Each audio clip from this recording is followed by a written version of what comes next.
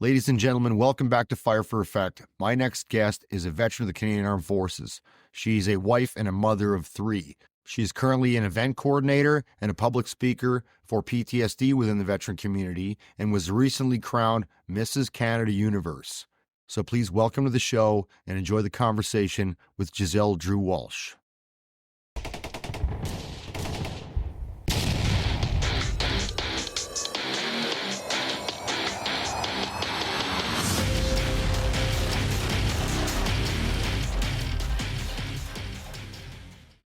Mrs. Canada Universe, welcome to the show. We finally pulled this together. I'm really glad you made it. Before we kick it off, everybody who comes on the show gets a gift. Ooh, So there's your gift pack. thank you. If the hat doesn't fit, I got a bigger size. It fits. Does it fit? It Good. fits. I love it. There you go. Thank Got a mug and you got to have a hoodie. And I can really give you an ugly green t-shirt if you want that too. No, thank you. I love this. Well, cheers, Giselle. Thank you for finally making it. Cheers. Thank you. So to break the ice, 3 rounds warming into the butts. You remember that, right? Oh, God. I'm ready for it. I'm going to ask you 3 questions, completely random. Okay. And then we're just going to get into conversation. Okay. You're on death row for a crime you didn't commit. What's your last meal? Steak. And? Just steak. Just steak. Just steak a with a steak. side of steak. Nice. I like the way you think. Okay, you're stuck on an island. You got 1 album. One album, music album. Yep. Johnny Cash, his last album that has the cover, the 9 Inch Nails. The 9 Inch Nails cover. Yeah. No. Yeah. Solid choice. Okay, because I know you're a Star Wars nut, which I did not know. We'll have to talk about that later. Mm. Who shot first, Greedo or Han? Han did, but then they changed it to be more woke. Exactly. Yeah. So which side are you on? Han shooting first. He had every right to. There you go. Maybe he's Respect. the pirate. Okay, she passed. You were talking with Morgan a lot before we hit the big red button. So the interview's done. We can shut her down and go do some drinking. But in all seriousness, you're a very busy woman. I really appreciate you taking the time to come on the show. This is episode number 4. It sounds like not a lot, but I have 2 different shows, Fire for Effect Live, which I kind of parked, and I really wanted to get back to this kind of sit-down format. And I know you've done a few of these in the past, so I really appreciate you taking the time to come out. Let's tell me about your background. I know you got you come from a military family, and you were a base brat. Yeah, so to say. My mom used to joke that we never lived anywhere long enough to renew a health card. And yeah, so, like lived all over. Dad's career slowed down as I was growing up. So my sister, she's the oldest of 3. And so she would have had the most moving out of all, Okay. out of my 2, like all three of us, my 2 other siblings. And yeah, so, like back when, was it 3 people still, I was in BC. Hollywood Battalion back then. Yeah. So you lived on the island then? Yeah, I Okay. did. I got to see the orcas on the ferry. Calgary, when 1BP was there. And then, of course, Dad took an RSS position when we were in Windsor. And so that's why we were in Windsor for. Oh, okay. So, yeah, kind of all over there. And do you think that because I know a lot of base brats, and it's a mixed review on whether that positively influences your life or negatively influences your life. I moved a fair bit as a kid. To me, that was kind of a negative experience, but I don't know if that's the case for everybody. How did you feel about that? Because I guess you're mixed in with other base brat kids who are all in the kind of the same boat, right? Yeah, I mean, we, like, from what I can remember, we didn't live right on base. Like, we always lived, like, in a neighborhood. Yeah. And nearby, so. But as far as like how it affected me, I actually really liked it because now I have no problem moving. If I need to pack up and go somewhere, it's not an issue for me. Yeah. I see it more as an adventure. Like, does it suck having to leave friends behind? Yeah, but you can always make new friends. And I mean, it's not like when we used to have pen pals. Like you can actually just text your buddy now, right? That's right. It's true. But you had some good postings Vancouver Island. Which company was he in? Where on the island were you? Oh, I was really little, like really, really. Oh, so you don't have a lot of memory of that? No, just the orcas. Yeah, they had like guys scattered kind of all over the island. I knew a lot of dudes from battalion back then, and they were like Port Alberni was one spot. Work Point Barracks, which I think's down by Victoria, was in so it was a mixed bag of places on the island. Some nice, some not as nice. Okay, but it's Vancouver Island, and then Calgary. That's pretty jammy go. It was beautiful. I've never been to Windsor, so I can't speak to it. It's okay. Just okay. Well, I mean, it's not a reg force, right? So they put the reserve units there. But the waterfront is really beautiful now, and they have the Dieppe Monument down in Dieppe Beach. Park, Dieppe Park, down on the waterfront there, which is really nice. So it is nice. It's just. And then Edmonton after that. Oh gosh, yeah, I guess so. I mean, like I lived a few other places in between on my own. Just you have, like, okay. Yep. I lived in Barrie for a little bit, and then from Barrie, then out to Edmonton. So how did you land in Edmonton? I was my then husband was posted here in 2012. Oh, okay, so that checks out. So again, still now you're doing the service couple thing, or you were. Yeah, that's how you got back to Edmonton. Yeah. Okay. Do you think so? You have how many family members do you have? Or had that are members of the military?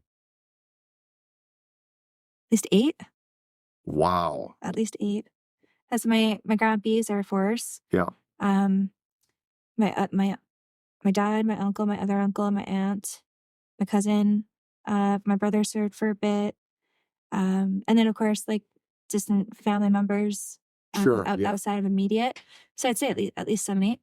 Did that drive you to join? It did. It definitely did. Okay, so that story is actually kind of funny. Okay. I like funny stories, so let's go. Yeah, so at this point my dad retired from the Reg Force, and he was working with the reserves full time, and he was actually the RSM of the infantry regiment in Windsor.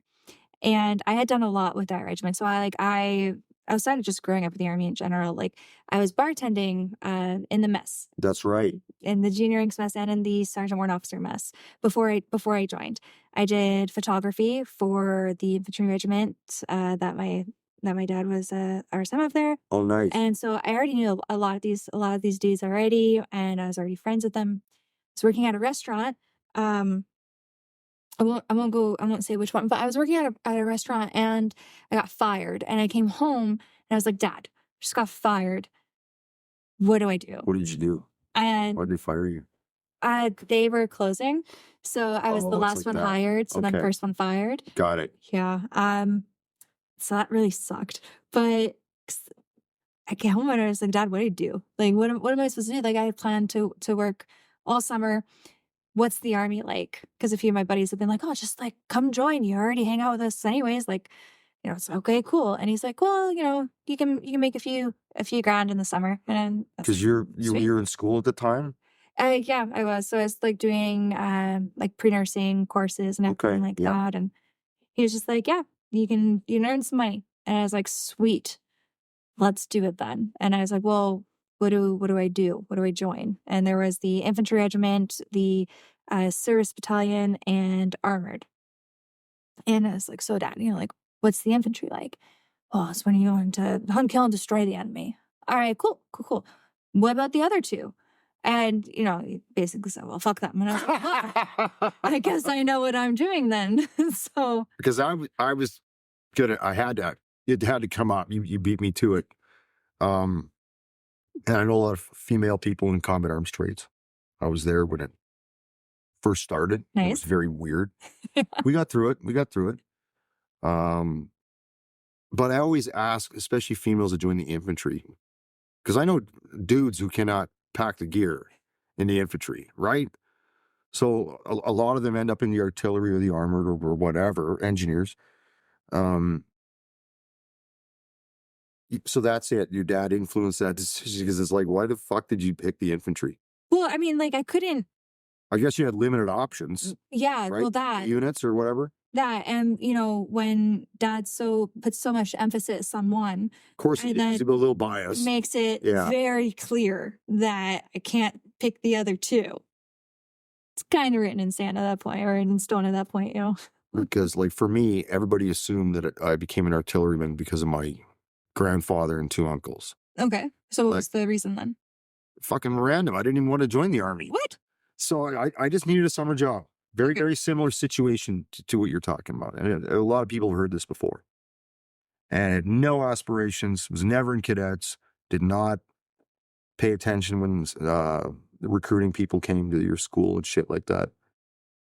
And then this guy, buddy of mine, he goes, well, what are you going to do this summer? We got to make some money here, right? Because I was 17, so it's like grade 11. Yep. Okay. So I go down to the thing. They're like, what trade do you want to be? I'm like, I don't care. I'm just doing this for the summer, right? Just this. It was a summer youth employment program thing. Okay. Kind of Or like you- co-op. Yeah, you get some credits towards school, Yeah. and fucking I needed them.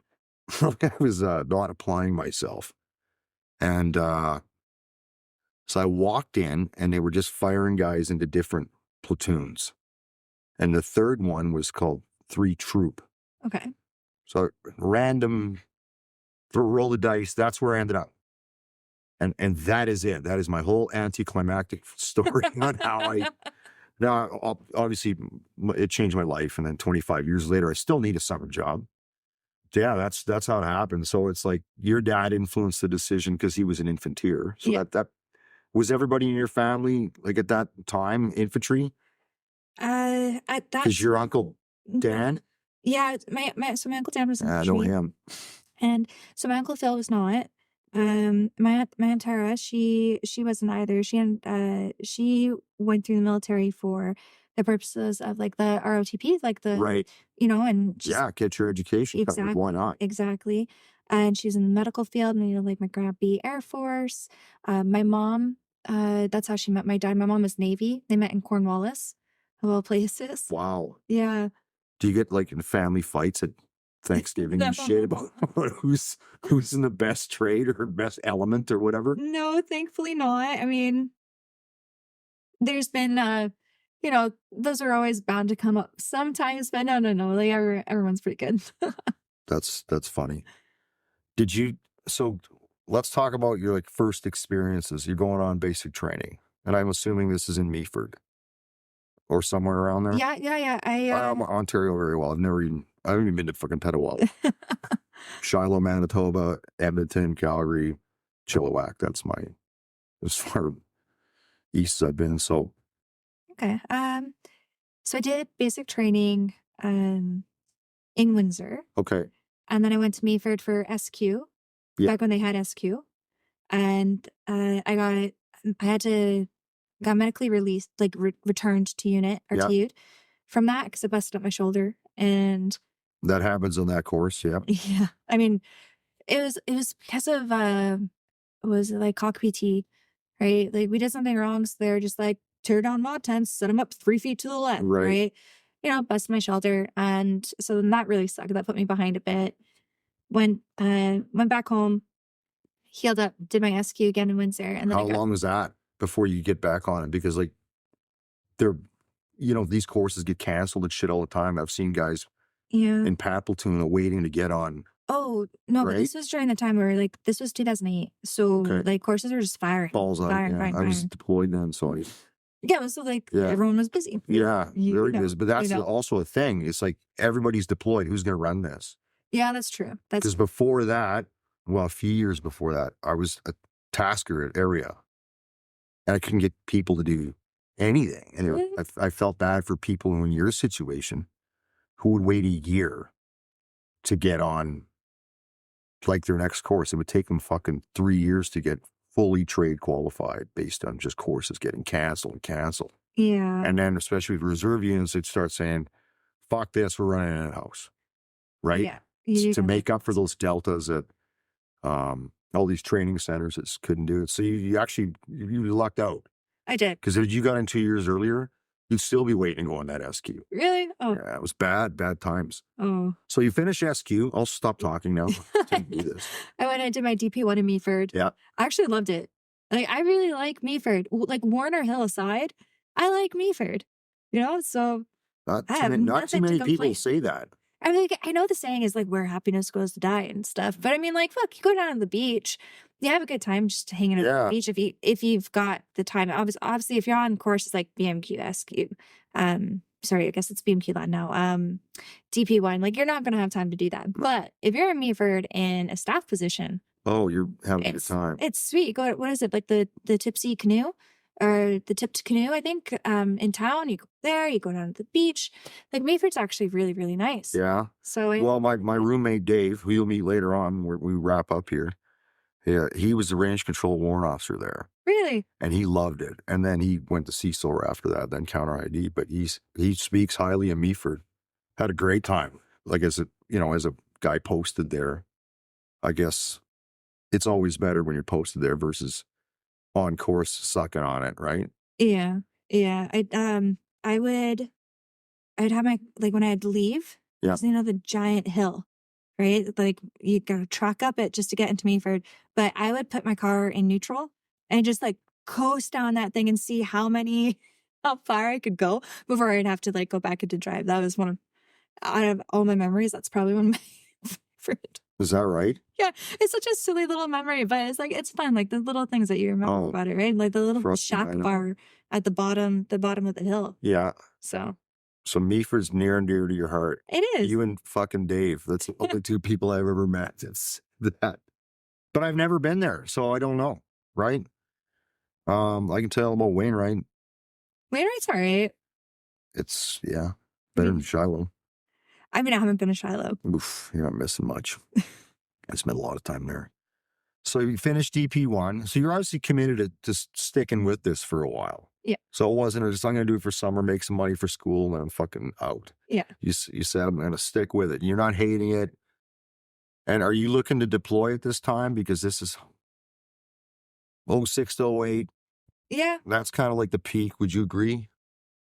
Yeah. Morgan's in the background because he's the timekeeper and making sure none of my shit turns off. You're committed to sticking with it. Yeah. And you're enjoying it. The infantry. Yeah, I'd say for the most part, yeah. Fuck, I don't. I get a lot of friends in the infantry who wouldn't want to be infantry. That's just not. I don't think I would be good at that. He's fucking laughing over there. And what happens now? You just banging out courses and you're going to school at the same time to become, what was your civvy aspiration? Nursing, actually. And did you follow through with that? Because I know you went full-time Army. Yeah, so no, I never finished. Really? I was working on my RN. Yeah. And yeah, just never finished. And that's okay. Like my whole thing has always been I just want to help people. And I always thought it had to be in a medical related field. But as the years have gone by, I realized that there's a lot of different ways that I can help people with that require a lot less schooling. Yeah. So, it's okay. It's a lot of work because that's my ex-wife. She went through 3 different trades in the military, but she's also an LPN, then an RN, and a bunch of other OR tech and all this shit behind her name. Oh, good for her. That's awesome. Yeah. So she just recently, she just got out last month. Nice. And that's why my dogs aren't here. She's got it right now. Can't have the dogs when you're doing a pod. It's very intrusive. But yeah, it's a lot. So did you feel like you lost interest in it or it was too much or how did that happen where you did and I'm not. Oh, for the nursing? Yeah. Honestly, I just, I would say I necessarily lost interest in it. I just was refocused on just doing what I could, it was a lot of courses back to back. So as soon as my DP1 was done, I was like thrown right onto driver wheel. After driver wheel, I was thrown onto a PLQ. I was a private on PLQ. Wow. Wow. We got to talk about that. So and that was in London. You went on PLQ right after driver wheel as a one hook private? Yeah. Yeah. Fuck. That's got to be, that's a lot. Yeah, it was I did my CLC, which that's what it was called back then, in 1990. I got it in 1980, and I thought that was way early. So how much time in do you have at this time? I mean, at that time I had under 2 years because I and didn't you're have on my PLQ. corporals yet. Well, you must have been a rock star to get thrown on that, because there was a fucking wait list to Well, get on some will that say, too, right? some will say I was good at my job. Some will say, oh, it's because her dad was RSM. Oh, Doesn't okay. matter. I mean, So did you have to eat that shit too?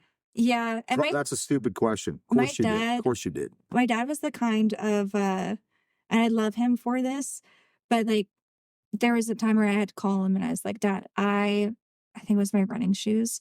So, Dad, I forgot my running shoes. Like, can you please bring them?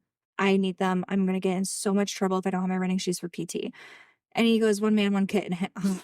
And That's a good answer though. yeah. Right? Like that's a good answer. Yeah. I was polishing my boots, learning how to polish my boots for the first time. Downstairs while we're watching, my dad and I would always watch Law and Order together. We're watching Law and Order. I'm trying to figure out how to polish my boots.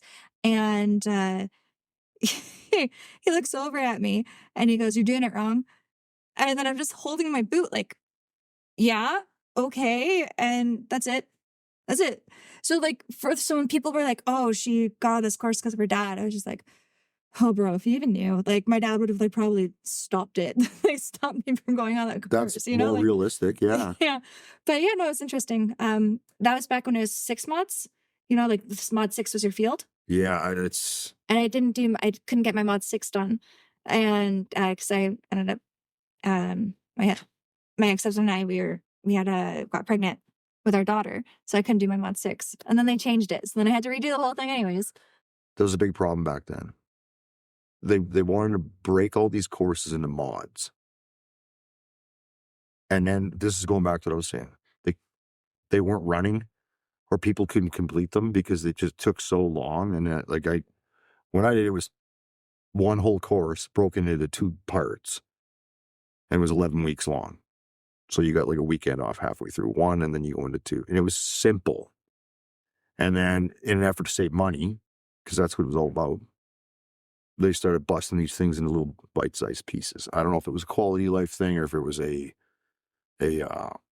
money-saving thing or a combination thereof, but that's what happened. So like to get 6 mods, and then by the time you're ready to rock, because you came off mat leave, I trust, right?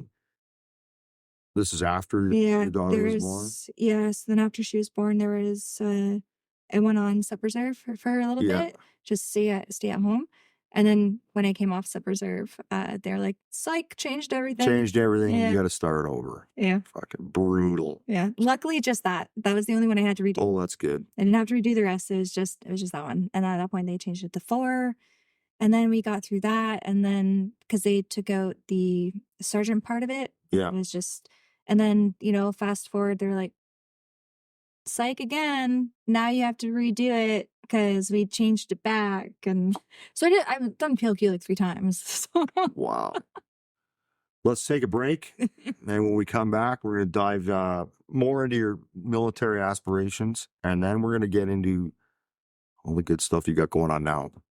Awesome. The Veterans Association Food Bank operates in Edmonton and Calgary, Alberta, Canada. Their mission is to support and uplift the brave men and women who have served our country. They are dedicated to ensuring no veteran faces homelessness, hunger, or isolation. By providing critical resources, compassionate care, and a strong sense of community, they strive to give our veterans the respect, dignity, and support they deserve.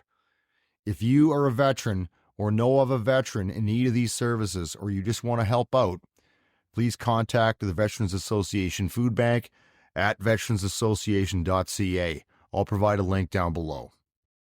All right, we're back. Before the break, you were talking about 9 PLQs you had to finally do to finish. So you finally finished it. And like, what's going on now? You're working full time in the unit? Yes. So I work like, oh God, I kind of just like class B hopped. Yep. Oh, you're just bouncing around with whatever's out there. The majority of the time I taught it. I did that a long time. It was nice. Yeah. You get a lot of benefits, but you don't have to deal with as much bullshit. Yeah. I would say, You're picking and choosing, right? Yeah. Which is sometimes nice. Yeah. So I have worked with reservists and reg force, phenomenal reservists, phenomenal reg force. I've taught reserves and reg force. I had all this experience and I fucking loved it. And when did you release? Just this past summer. Oh. Yeah. So where were you working up to now? Like, when did you get to Edmonton? 2012. Okay. Yeah, and so then, like I said, I was on sub reserve for a few years, came back, and then from the time I came back to the time I released, basically, there was a like full time, like a class Bs, and then like I'd do something city side for a little bit, and then class B.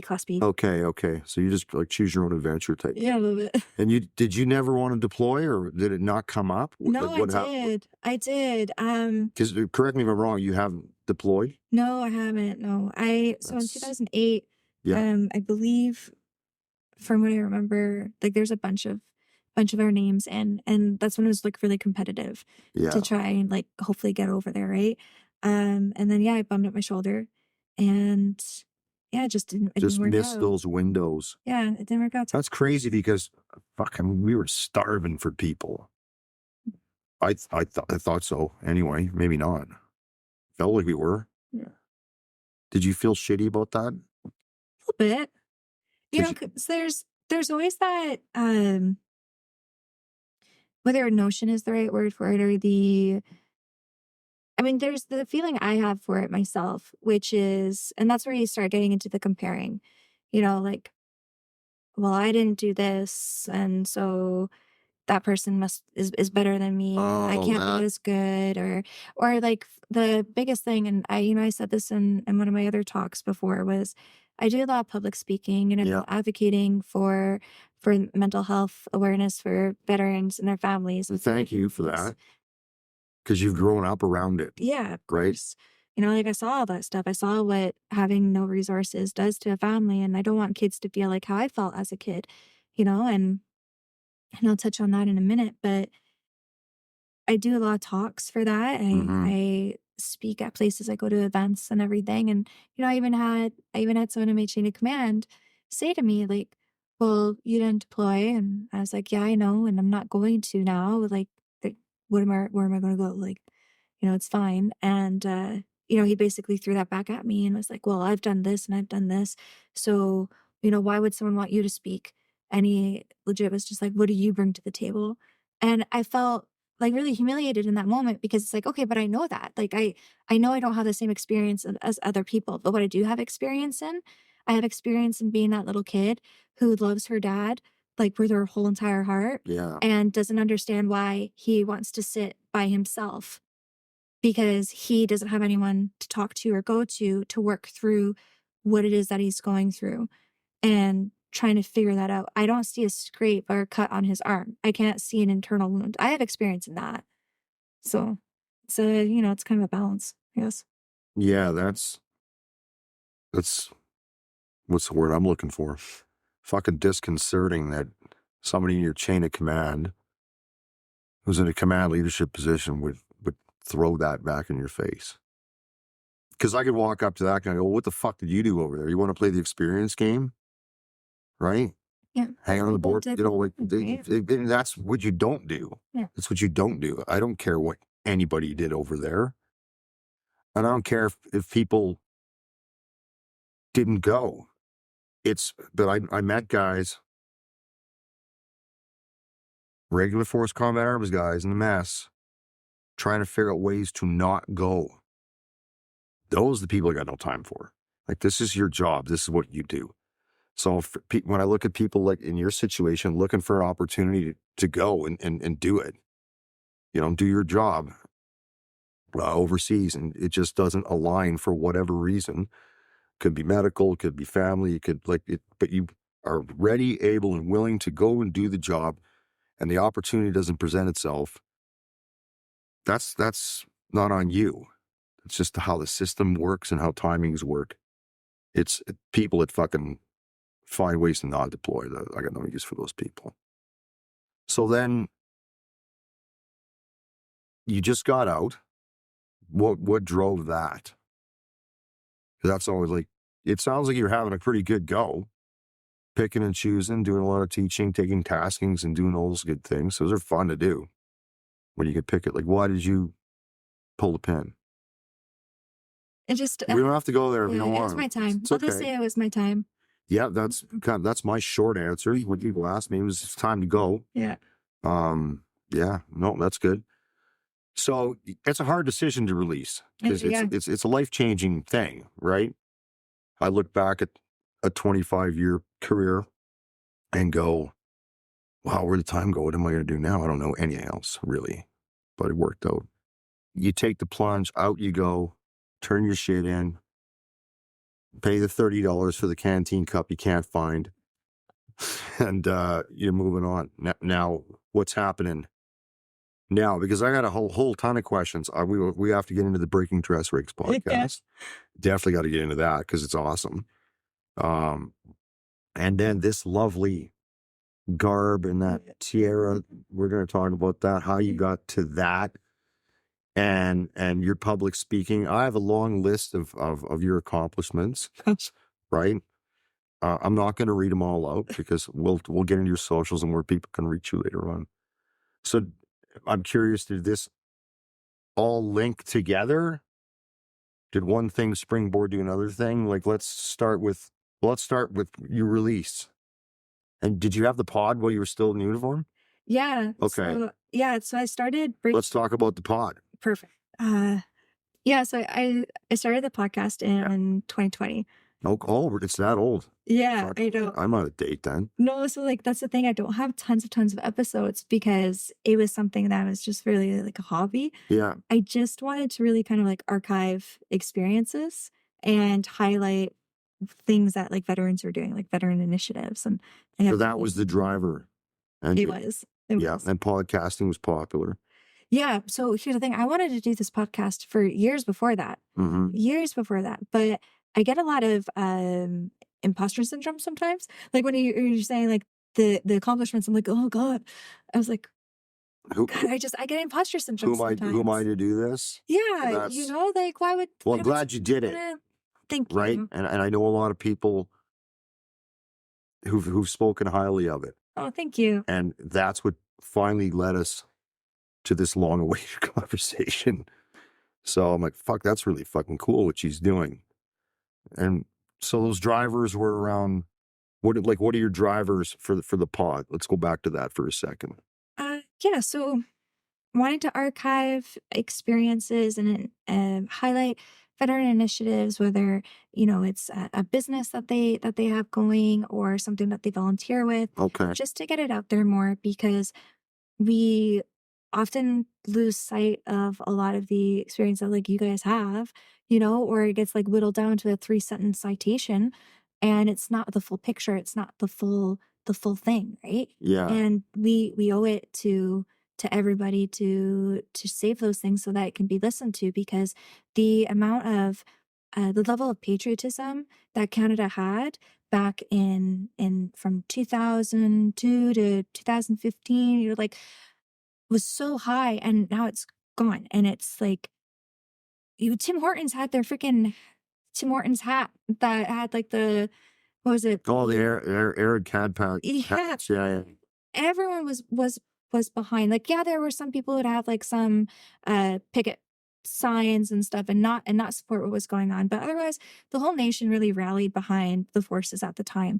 And they're not anymore. It's like, it's really disheartening to see how the forces and the members and the veterans are being treated, not just under the government, but from society as a whole. And so by archiving all these experiences, at least we can kind of go back to that and listen and hear like, wow, okay, like this person went through this and this happened. Like, that's insane. I didn't know that, because of course they're not teaching it or telling people it, right? So that's what I wanted. That's what I wanted to do. And that's how that really got started. But the name was actually, my buddy suggested it because he was like, it's like the hockey podcast, Spittin' Chicklets. Like, it's just like a catchy name, right? The bad part was I started the podcast when I finally like rallied up the nerves to do it and, get past the idea like, oh, what if people like make fun of me or something? I was like, okay, I'm going to do it. And it's called Breaking Dress Regs. And it happened, I launched it during COVID. And so I got a call from my chain of command. They're like, we just got off the phone with Ottawa. And I'm like, what? Because of the name? Yes, they thought I was making a podcast about not following COVID measures and Oh wearing no. masks. Okay. And I was like, Yeah. so sometimes every so often I'll say hi to Ottawa when I'm like doing an episode. Right? But yeah, I could see that. poor timing. But when I saw the name of it, I'm like, that's a fucking great name for a podcast, and I love that. Oh my God, And that's catchy. That's what grabs people. Yeah. I want to watch this, and I've watched a lot of it. It's good. It's good material. so I saw a ear at an event, and I was like, "Hey, would you want to be on my podcast?" And I didn't tell him the name yet, and he's like, "Oh, yeah," he agreed. I was like, "Okay, cool." It's called Breaking Dress Regs, and he kind of looks at me like kind of side eye, right? And I jokingly am like, "Yeah, back when we had regs to break," and then, Oh yeah, that joke did not go over well at all. yeah. Now it's like, what dress regs? Yeah, he was like, "We have dress regs," and I was like, Pretty loose. "Do we?" It's like fucking blank FMP. Write your own. I think it's coming back the other way. It is. It definitely is. It definitely is. At that time, though, that announcement hadn't been made about the change. Right. And I was like, a little tongue-in-cheek joke. Didn't go over the way. Didn't get a laugh. I laughed because I laugh at all my jokes, but he did not. So Did you get him on the pod? soon. It'll happen soon. Oh, cool. Yeah. Okay, good. I'm glad you're still doing that because you got a lot of shit going on. Yeah. So I'm gonna bounce around. Just shit pops into my head. Yeah. I've been touched, not by an angel. If I'm out of chronology here, just you can help me out here. Sure. Does this lead to and this is a long name, Valor Yeah, Valerie in the presence of in the presence of the enemy? That's the longest website name.com I've ever seen. And I saw, okay, General Rick Hillier, retired, former Chief of Defense Staff, amazing man, in my opinion. He's part of that, and you're on that board. Yeah. And if anybody doesn't know what that's about, you're about to find out. Because first of all, let's talk about what it is, and then how you got involved, if that ties in with that. I'm trying to link all this stuff. Yeah, together. no, I This know. is what happens when you talk to somebody who's got so much shit going on, you can't even put it all together. Especially like, so especially someone with like insane like ADHD. I'm just like, squirrel. There's a project. Oh, yeah. Do this now. Oh, do. So sometimes they don't all link. Okay. But yeah. So I just started my podcast, and that's when my buddy Bruce had reached out, and Bruce and I were in the same regiment together when I first joined, Okay. and he was over in 06 when Charles company got strafed there by the Warhawk. Oh, that was the A10. Yeah, the A10. Yeah, okay. And he was one of the 5 that was critically injured and had to be medevaced out and everything when we lost Private Graham there. But he kind of, the idea just kind of came to him when he was like, there's 99 Canadians that have the Victoria Cross, and that's where we came up with the name of 100th Victoria Cross, which led to Valor in the Presence of the Enemy. Yeah. What's required to win the Victoria Cross, and Canada has its own Victoria Cross. That's never issued. Yeah, and it's never been issued. 1993, after legions and veteran groups lobbied for it and fought for it, we finally got our own Victoria Cross. And they were going to give us like they went back and forth with different medal ideas and everything. And finally they're like, okay, no, we'll do the Victoria Cross. It'll just be, it says pro valor instead of for valor. There's an E at the end. So that's really the only difference. And Canada has I think we made like 7 or so. And they don't know where they are. They're gone somewhere. Sitting in somebody's locker. They're with the Somalia files. Waiting for an officer. Yeah. Well, that's the fucking, having dealt with G1 honors and awards, it is cumbersome at how long things take and how they decide what somebody gets. I'll give you an example. One of my EOD operators last tour, I put him in for an MID, mentioned in dispatches, because it can only be awarded in theater. Wrote it all up, had some misunderstood genius help me write it. No, he's good guys, captain. To get the wording right, and I'm good with wording and all that good stuff, but I just wanted to make sure you got to tick these boxes Right. to land on a specific award. He didn't get that. They gave him a Medal of Bravery. Now actually he has 2, which is very rare. But it was kind of, I was pissed off because it's like, you changed some guy, you know, in a rear echelon in a headquarters is taking this information and deciding for me when I'm that team leader. That pissed me off. So now you're battling in a bigger uphill battle because we're talking Star of Valor guys that should be considered for the Victoria Cross based on the criteria, right? Like that's a big driver behind what that organization is doing. Yeah, like we have a long list, and not just from soldiers from Afghanistan, but like going back, if we look at World War I, World War II, soldiers who were overlooked because of race, color, creed. Oh, you know, you're we have getting them into on, that too. yeah, we have Oh, them on wow, the that's list too, awesome. right? Okay. Because like, I mean, like, I'm sorry, but if you're I gonna, apologize. I thought you guys were just focused on Afghanistan. oh no, Clearly, I need to read more. they're like our main list. Yeah. But we do, like, if you go on the website, like that's our main list, but we do have other people in mind for it too, right? Okay. You know, because it's just, I'm sorry, but as a government, if you can go out and you can apologize for like anything, like just, you know, why is it you can't apologize for like making a mistake and saying like, hey, we should have looked at it this way and it should have been assessed at this. Now, talking with Rick, I love him. He's like a very good friend of mine. He's one of my mentors, and like he'll be the first to tell you he was one of the people that made that decision of it being a star, like a star of valor. But Yeah. he's corrected it though. He's come back and said, hey, at the time, one of the big worries was, okay, but what if something bigger happens? Right. And that wasn't his independent thought. That was the thought of that was the thought of the group. In 2012, they tried sorting it out, but then they were just like, no, we're just going to leave it as is. But the thing is, since then, we've had so much more information come out. We've had people come forward and say, like, no, like this, I was a witness. This is what happened. This is what went on. We've had so much more come forward. That's like, we owe it to these people who literally, like you said, like they were there, they were willing, they were ready, they did it, they put their lives on the line. Like we owe it to them to at least review it. And that's all it is. Like, yeah, that it's hashtag just for VC.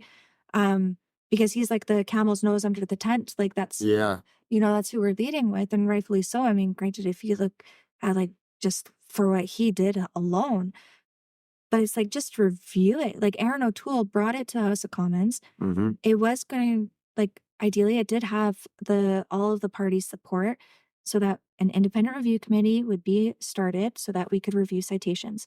From there, then it'd be like, okay, does this warrant a change? Does it not? That's what we've been fighting for, is just that chance just to check. And we're not even getting that because due diligence. Yeah. Due diligence. You're not asking for anything more than that. Exactly.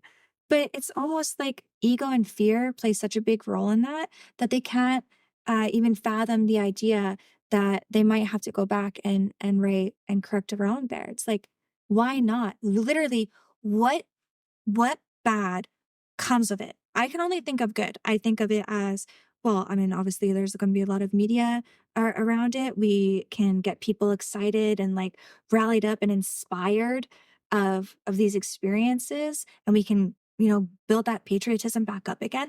Literally no bad comes of it. No, there's you no don't even negative look side. bad. I think the gun shyness comes from, because remember this, when the first 4 guys got killed, blue on blue, F-16, boom, everybody remembers Tarnack Farm. And they had these massive state funeral level stuff, you know, these huge parades. The Coliseum was full of people. And it was, I'm not saying it was overblown, don't get me wrong. I'm saying that's the first 4, and this is going to be a long war. Are you going to give the same level of diligence to the next 4 and the next 4 after that and the next 4? No. So I think they kind of realized that. And I'm speculating. I'm guessing. And they pulled back and went, well, you know, throttle down. And I don't know if that transcended into how the honors and award system goes, but that's just kind of what I look at over the whole long term of the thing. So I think it's awesome that you're part of that. How did you find that? Well, so Bruce reached out Okay. Yeah, because again, like we were in the same regiment together. And he's part of it as well. Yeah, so he started it, and then Rick got on board, and then Nice. he reached out to me and was like, "Hey, Well, that's some firepower to get Rick Hillier on. I mean, yeah, who else are you going to be able to get? The Veteran Farmer has locations and provides services across the country. Their mission is to enhance the quality of life for veterans and military personnel by providing wellness support balanced to their unique needs. They are dedicated to offering comprehensive services that address physical, mental, and emotional health.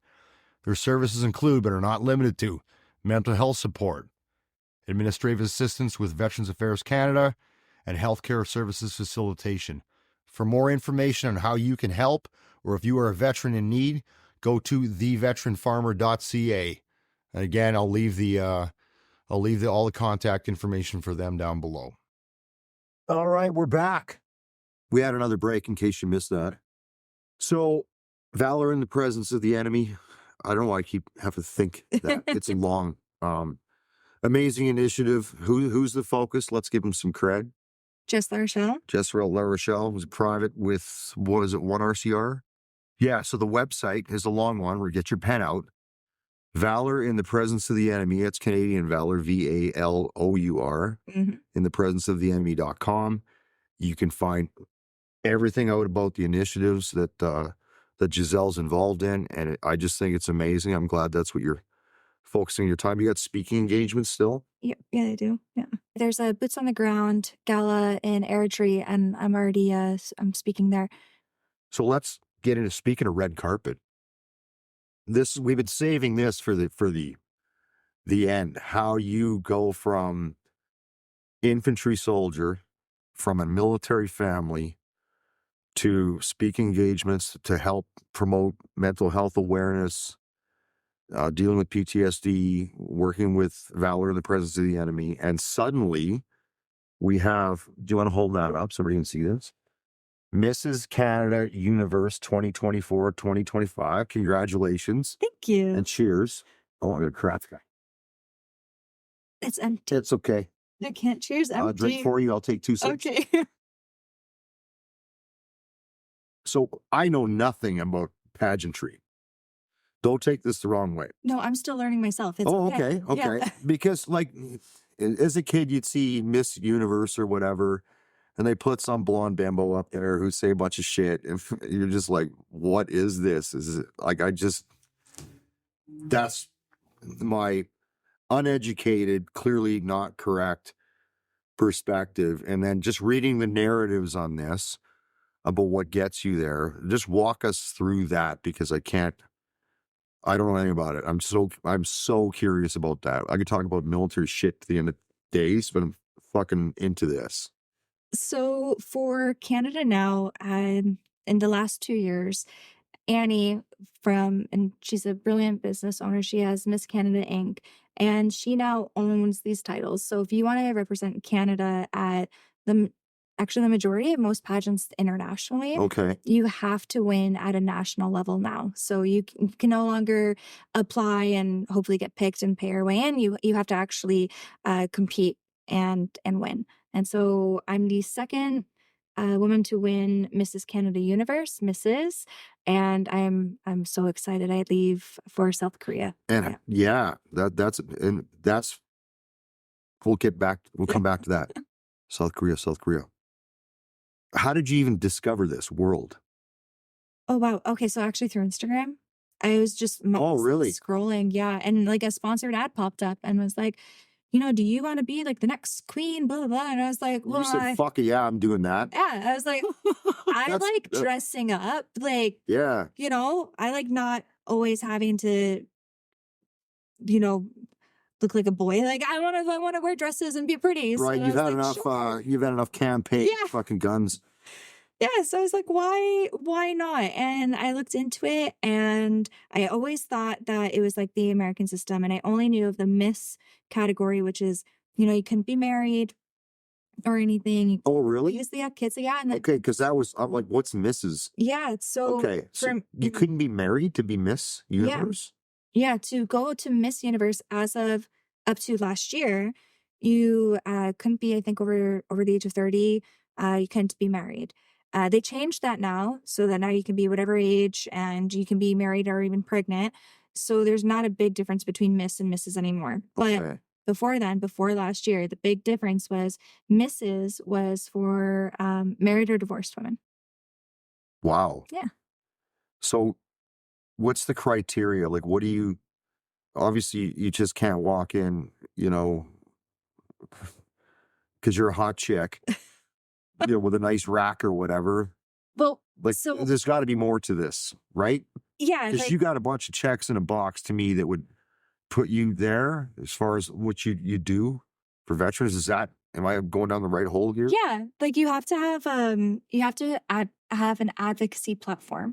It's Oh, okay. All really right. There we big go. on Yeah. yeah. So you get scored a certain percentage on your presentation, what you advocate for, not necessarily what it is you advocate for, but how you present it. Right. You do get scored on your finale gown and your walk, you know, walking gracefully, which is something I struggled with and am still practicing to do properly. And then you also get scored on how you answer the stage questions. So actually a giant chunk of your score is actually how you present yourself and I'm not doing it very well right now, but communicate Oh, and you're doing communicate great. effectively. So Okay. yeah. So yeah, no doubt you hit those boxes, right? Yeah, I guess so. Yeah. I did Guess pretty so. well. You Yeah. fucking won. I mean, once again, my grasp of the obvious is unbelievable. So can you, what's going on with South Korea then?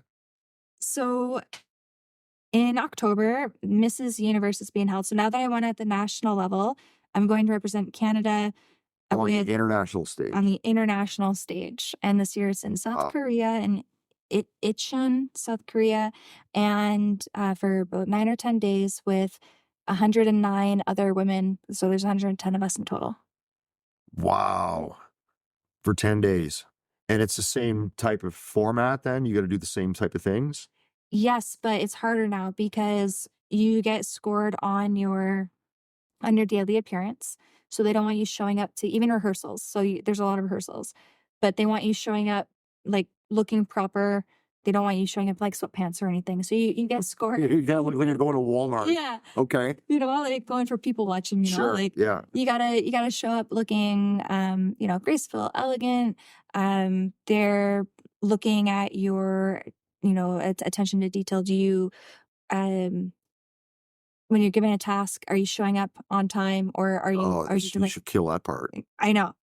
I'd be super embarrassed if I didn't. But you actually get dock marks if you're late for something. You Okay. get it taken off your score and all that because you have to think like on the big picture. They're looking for someone who's going to be representing their entitled Mrs. Universe, the title, Yeah. the full title. Someone who's going to be going to events and destinations and you know you're traveling here, you're traveling there. They need someone who's going to be able to, like I said, communicate effectively, be on time, be respectful, and like essentially not embarrass them. So And it's 110. 110 total of us. Yeah. Some stiff competition. Yeah, definitely. Oh, and national costume. Yeah, scored on national. Do you have like a costume. strategy? I do. Because this feels like fucking, what's that stupid reality show with the island? Survivor. So I don't watch that I stuff. was like, there's a few with an island. But There was a million of them. I don't watch a lot of TV at all, period. So yeah, like do you have an approach of how you're gonna do it, or you got mapped out what you're gonna do? yeah, no, literally. I have a big whiteboard and I have my notebook Okay. and I have it color coded with tabs. Have you It's all mapped out. Yeah. Have you talked to anybody who's been in this thing before? Oh, absolutely. Okay. So Yeah, so- you've done your recce then. Oh yeah, 100%. Like as far as like, you know, the last 8 winners, where were the last 8 locations? What were they wearing? All that kind of stuff. Wow. I went in depth. That's I went in depth. So That's detailed map recce there. Okay. Right on. Good for you. So you leaving? When are you leaving? the end of this month. Busy. Yeah, 2 weeks. I Yeah. can't believe I couldn't have managed the amount of shit you got. And you're a mother of how many kids? 3? 3, 3 kids. And what are their ages? 12, 8, and 11 months. You got a patient husband Yes, I do. to let you run around and be awesome as a job. Yeah. No, he's a huge supporter. Like honestly, like the That's- biggest supporter that I have. Wow, that's a lot, man. You got 3 young kids and you're running around taking over the world.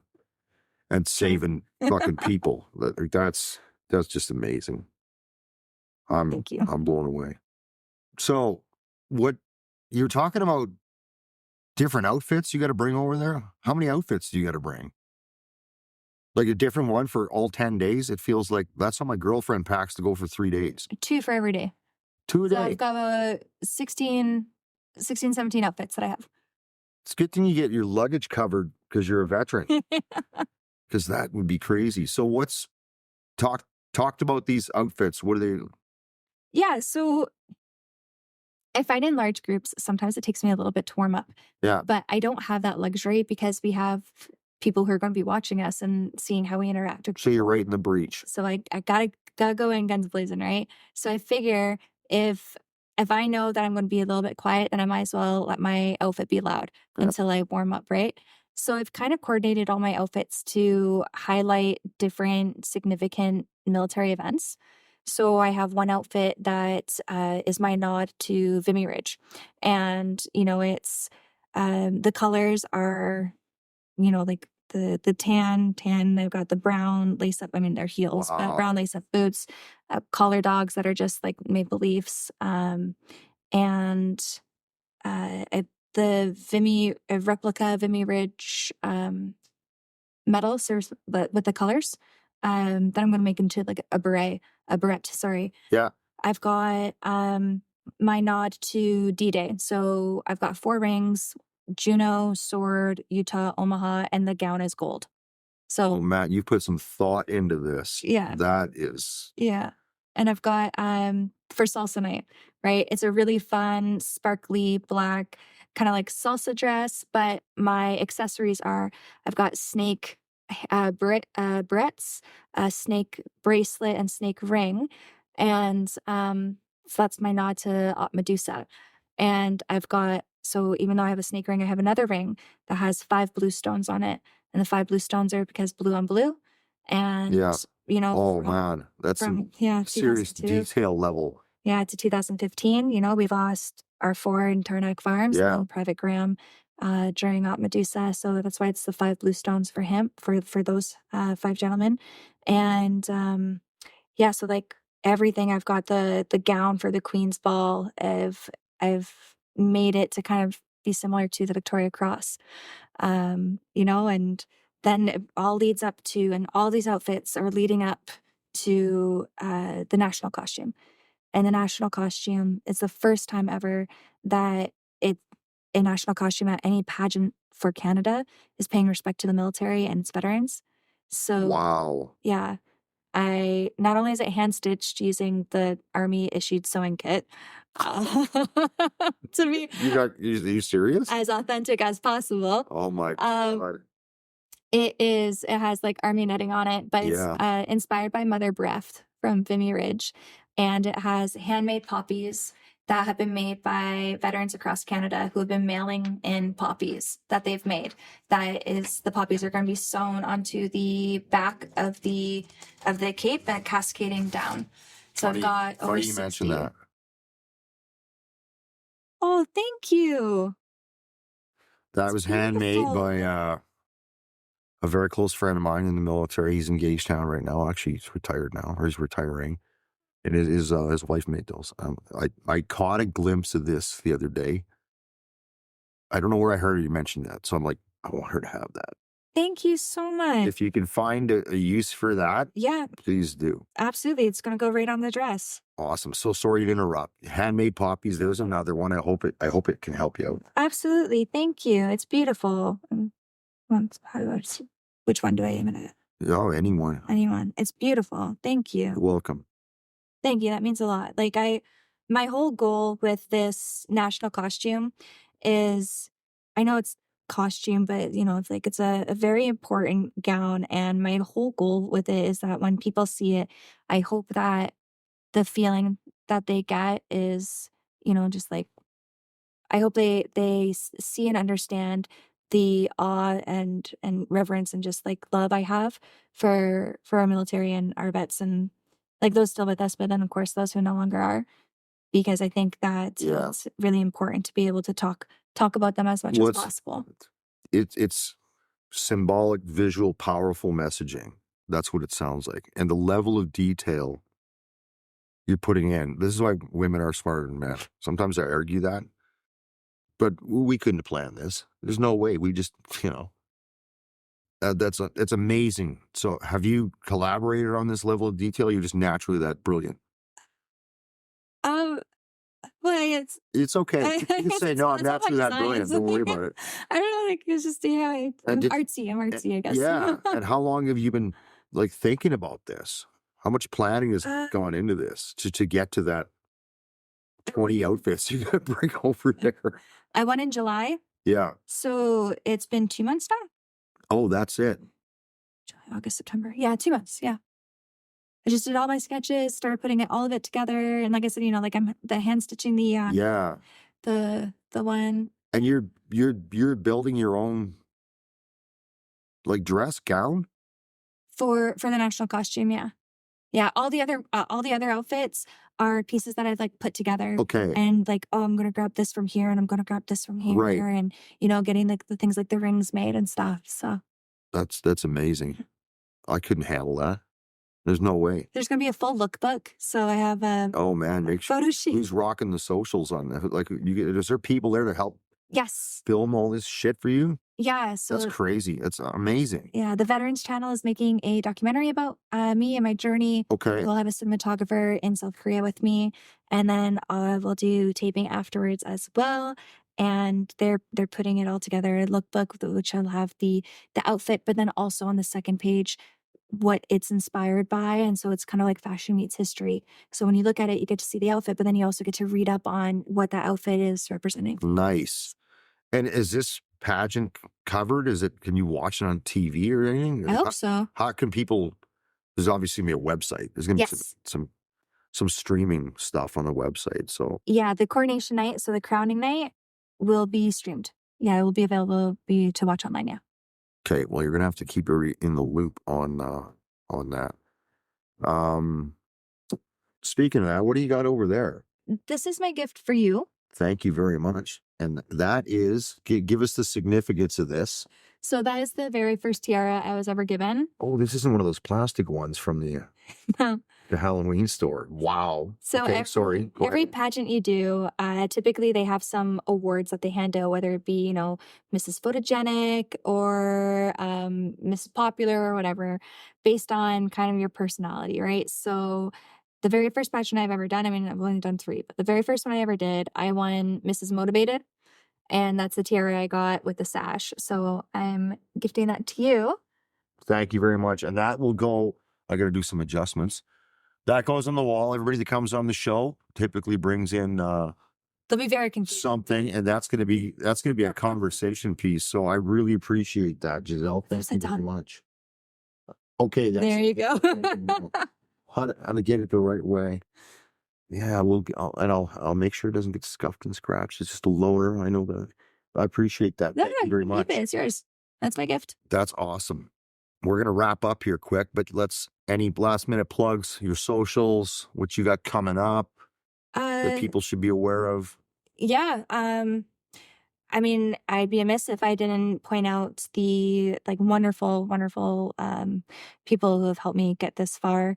OmniLink Consulting, the Veterans Wellness Association, the Veterans Channel, my director, and they're phenomenal. They've been supporting me, and they're my sponsors going forward. And I am very, very blessed to have them. And of course, thank you to yourself for even having me here. Thank you for being here.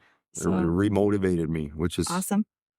It's what you do well. You're taking care of people.